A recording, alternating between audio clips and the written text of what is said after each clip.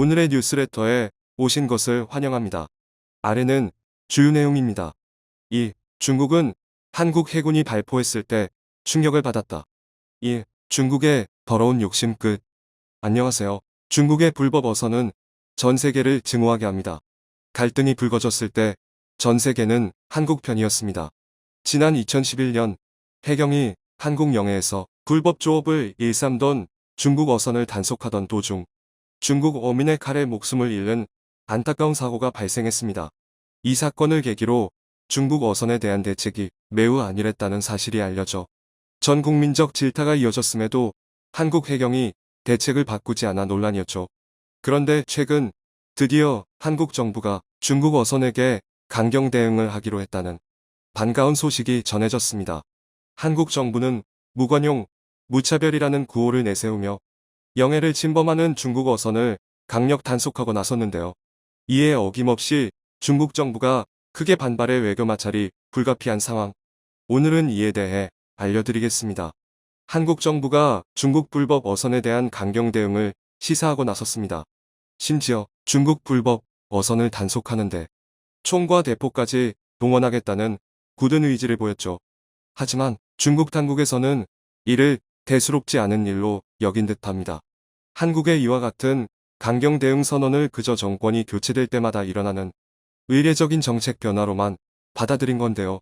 그에 따라 조업을 나가는 자국 어선에게 아무런 경고도 해주지 않아 중국 어선들이 달라진 한국 해경의 대응에 그대로 노출되고 말았습니다. 말로만 끝내리라 여겼던 중국 당국의 안일한 태도를 비웃기라도 하듯 한국 해경 소속의 경비정이 일제히 중국 어선에게 밀어내기 기동을 시작. 이에 놀란 중국 어선이 한국 해경의 기동에 대응해 서로 모여 마치 성벽과도 같은 벽을 쌓아 한국 해경에게 반격하고 나섰죠. 하지만 한국 해경은 이에 굴하지 않고 퇴거 명령을 어긴 중국 어선에게 소총과 대포의 포문을 겨누어 일제히 사격을 시작했습니다. 한데 모여 거대한 표적지가 된 중국 어선들은 한국 해경이 쏘아대는 총탄의 먹잇감으로 전락할 수밖에 없었는데요. 이로 인해 중국 어선 상당수가 깨어져 나가며 중국 어선이 일제히 조랭랑을 치기 시작했죠. 이와 같은 모습은 한국의 영해 전역에서 동시다발적으로 일어났습니다. 언제나처럼 한국 어장을 싹쓸이 해오려던 불법 중국 어선의 선장들은 아무런 소득도 얻지 못한 채 배에 총탄만 가득 맞고 회항할 수밖에 없었죠. 배에 총탄 자국이 가득 새겨진 채 중국 항구로 귀향한 수천 척의 중국 어선들. 이 모습을 접한 중국 사회는 발칵 뒤집혔는데요. 심지어 중국 어민들 중에는 이번 한국의 총기 사격으로 사망한 사람까지 나와 중국인들의 여론이 끓어오르고 있습니다. 이에 중국 정부의 뜻을 대변하는 관영 매체 환구시보는 사설에서 소국 한국이 주제도 모르고 기어오르고 있다. 감히 대국의 인민에게 총부리를 겨눈 값을 톡톡히 치러줘야 할 때라며 중국 어선에게 총기를 발사한 한국 정부에게 복수할 것을 시사했죠. 하지만 한국 정부는 심드렁한 태도로 일관하고 있습니다. 최근 불거진 경제 위기로 중국은 다른 나라에게 경제 보복할 여력도 없는 상황. 무엇보다도 이미 과거의 사드 보복으로 한국에게 사용할 경제 보복 카드는 모두 사용했다고 판단했기 때문입니다. 그런데 돌연 중국에서 한국 정부를 당황하게 할 만한 발표를 하기에 이릅니다. 바로 중국산 식품의 수출을 통제, 한국 식품 가격을 폭등시키는 보복을 하겠다고 천명한 겁니다. 심지어 이 보복 예고는 중국의 2인자이자 경제를 총괄하는 국무원 총리 리커창이 직접 나서서 발표해 그 무게를 더했죠. 리커창 총리는 중국 공산당 중앙위원회가 모두 모인 자리에서 한국이 감히 중국 인민을 사살하는 망동을 저질렀다. 대국이 된 입장에서 한국에게 단교 수준의 고통을 주지 않을 수 없다라며 식품 수출 통제라는 엄청난 무역 보복의 배경을 설명했습니다. 최근 불거진 러시아 우크라이나 전쟁으로 전 세계의 물가가 폭등함에 따라 식품 가격도 덩달아 요동치는 최악의 상황. 그런 와중에 중국이 이 같은 보복 계획을 발표하자 한국 정부는 출구 전략을 마련하기 위해 동분서주하고 있습니다. 그런데 이때 뜻밖의 조력자들이 나타나 한국의 강경 대응 조치를 둘러싼 한중 분쟁에 국면이 뒤바뀌게 됐죠. 중국 불법 어선이 활개친 곳은 한국만이 아니었습니다. 중국 어민들은 전 세계를 쏘다니며 소위 쌍끌이라고 불리는 저인망어획을 자행, 전 세계의 바다를 밑바닥까지 싹 쓸어 담고 다니며 다음 연도에 잡기 위해 보호해야 할 치어들까지 모두 잡아들였죠. 이는 전 세계의 어장에 엄청난 손실을 입혔는데요. 남아프리카 공화국의 경우 중국 어선이 무려 6만 톤에 달하는 오징어를 전부 포획해버리는 바람에 오징어 어획량이 80% 줄어들었다고 합니다. 이에 남아공의 일간지 프레토리아 뉴스에서는 정기 간행물을 통해 중국 어선의 어획 활동이 남아프리카 공화국을 위협하고 있다라는 의견을 밝혔죠. 그런데 중국 불법 어선들에게 피해를 본 국가들이 이처럼 많은데도 그들은 아무런 제재도 받지 않은 채 전 세계를 쏘다녔다고 하는데요. 바로 중국이 피해 국가들에게 외교적인 수단을 총동원해 중국 어민들을 절대로 건드리 말라는 협박을 했기 때문이죠. 그런 상황에 한국이 먼저 중국 불법 어선에게 총기 사격을 실시하며 강경 대응을 하는 모습을 보여주자 전 세계의 피해국들이 일제히 들고 일어났습니다. 그 중에서도 가장 돋보이는 나라는 바로 아르헨티나. 아르헨티나는 한국을 본받아 동쪽 대서양에서 불법 조업을 하던 중국 어선에게 사격을 가했는데요. 심지어 중국 어선들이 침몰만큼은 하지 않도록 우도준 사격을 가했던 한국과 달리 아르헨티나 해군은 중국 어선들을 모조리 침몰시켜버렸죠. 이처럼 전 세계에서 동시다발적으로 불법 조업을 하는 중국 어선을 공격하고 나서자 중국 정부가 크게 당황한 모습입니다. 이대로 한국에 가한 무역보복 정책을 진행하게 된다면 중국은 전 세계를 상대로 무역전쟁을 해야 하는 상황. 결국 중국은 한국에게 가하겠다고 천명한 무역보복 조치를 철회하는 한편 지금까지 전 세계에서 활개쳤던 중국 어선의 불법 조업에 대해 사과할 수밖에 없었죠. 한국이 중국 어선에 대해 무차별 사격을 가하는 등 강경 대응을 시작하자 전 세계가 이에 동조하고 나섰습니다. 이에 압박을 느낀 중국 당국이 불법 조업 행위에 대해 역으로 사과하면서 중국은 완전히 자존심을 구긴 셈인데요. 제 욕심에 모든 바다를 망치던 중국이 이번 기회로 국제사회 질서를 제대로 배우길 바랍니다. 최근 세계 의뢰로 불리는 유엔 총회가 개최되었습니다. 유엔 총회는 전 세계에서 벌어지는 굵직한 사건들에 대해 각국 대표단이 모여 대응 방안을 논의하는 자리이죠. 그런데 이번 총회에서 논의될 사안은 지금까지와는 차원이 다른 심각한 문제임이 알려져 외신에서 집중 보도를 연일 내놓고 있습니다. 바로 전 세계에 해를 끼치고 있는 중국에 대한 강력한 제재안을 의결하고 나선 것이죠.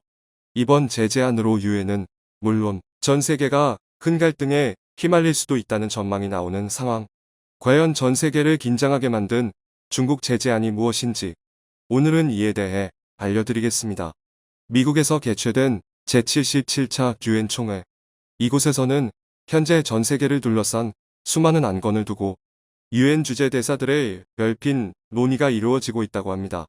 이들은 지금까지 이런 과정을 통해 수천 건의 의결안을 내놓았으나 결국 강대국의 의지대로 흘러가는 표결로 인해 유명무실하다는 비판에 직면했는데요. 그런데 이들이 드디어 강대국의 등살을 이겨내고 칼을 빼들었다고 합니다. 바로 전 세계를 위협하며 자국의 배를 불리고 있는 중국을 향한 제재안을 통과시킨 것이죠. 유엔을 이끄는 5대 상임이사국에 대한 제재안 통과는 그 유래를 찾아볼 수 없는 그야말로 파격적인 사례인데요. 자신들이 지금껏 전례 없는 제재를 당했음을 깨달은 유엔 주재 중국 대사는 분노를 숨기지 못하는 모습이었습니다. 아그에 따라 77회 총회가 끝난 뒤 중국 대사는 급히 귀국길에 올랐는데요. 이후 중국 정부가 분노를 터뜨리며 적극 반발하고 나섰죠. 중국의 왕이 외교부장은 이후 뉴욕타임스와 가진 인터뷰에서 중국은 언제나 공정한 입장에 서왔다. 그런 중국에게 이와 같은 부당한 제재를 의결하고 나선 것은 중국에 대한 도전이라는 입장을 밝혀 이번 중국 제재안에 대해 날카로운 태도를 보였습니다.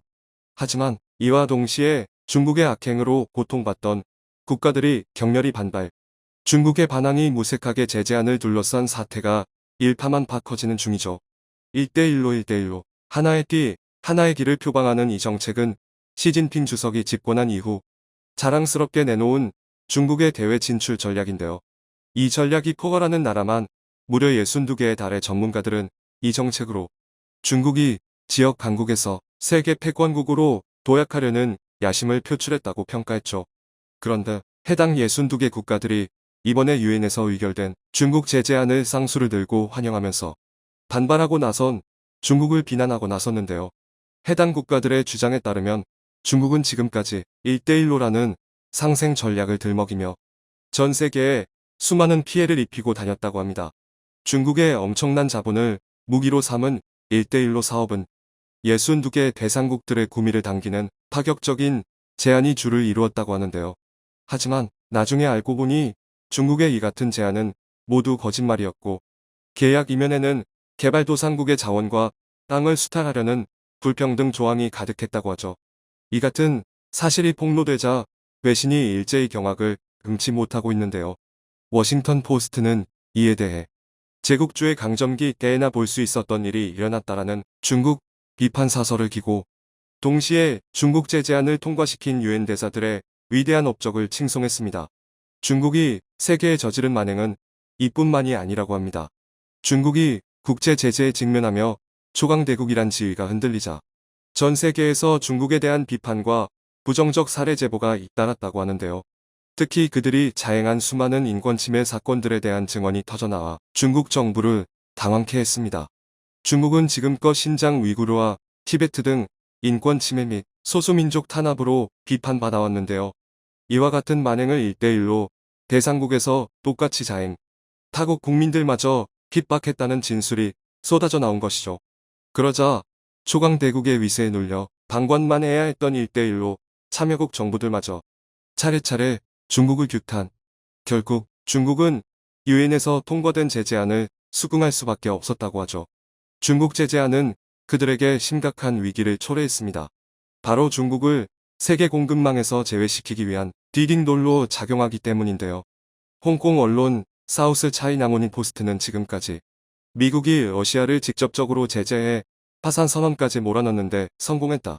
하지만 중국은 세계 공급망의 큰 축이기 때문에 미국의 제재에서 안전하다. 라고 분석. 중국 시장이 가진 위상이야말로 그들이 가진 가장 강력한 무기라고 주장했죠. 하지만 이번 제재안으로 중국의 이와 같은 자신감은 더 이상 찾아볼 수 없게 되었습니다. 유엔은 이번 제재안을 통해 중국의 국제통화기금 IMF와 세계은행 WB 등 국제기구 회원 자격을 정지하기로 결해 중국의 국제적 발언권을 철저히 없애는 절차에 돌입했는데요. 이로 인해 중국은 경제 대공황에 빠진 요즘과 같은 상황에 국제기구 도움은 물론 다른 국가와의 직접적인 외교를 통한 도움도 불가능하게 됐죠. 더불어 이번 중국 제재안의 일환으로 전 세계의 기업들은 더 이상 중국의 제품 생산 의뢰를 하지 못하게 되었습니다. 이는 중국에 들어가는 이익을 단 1달러라도 줄여 중국에게 본때를 보여주겠다는 국제사회의 의지가 반영된 건데요. 이로 인해 10억 명이 넘는 중국 인민들을 먹여 살렸던 해외 기업들이 차례로 철수를 결정. 특히 유럽연합EU는 이 중국 제재안 통과 직후 기업 철수 명령을 내려 이미 23%에 달하는 기업들이 중국에서 완전히 철수를 마쳤다고 하죠.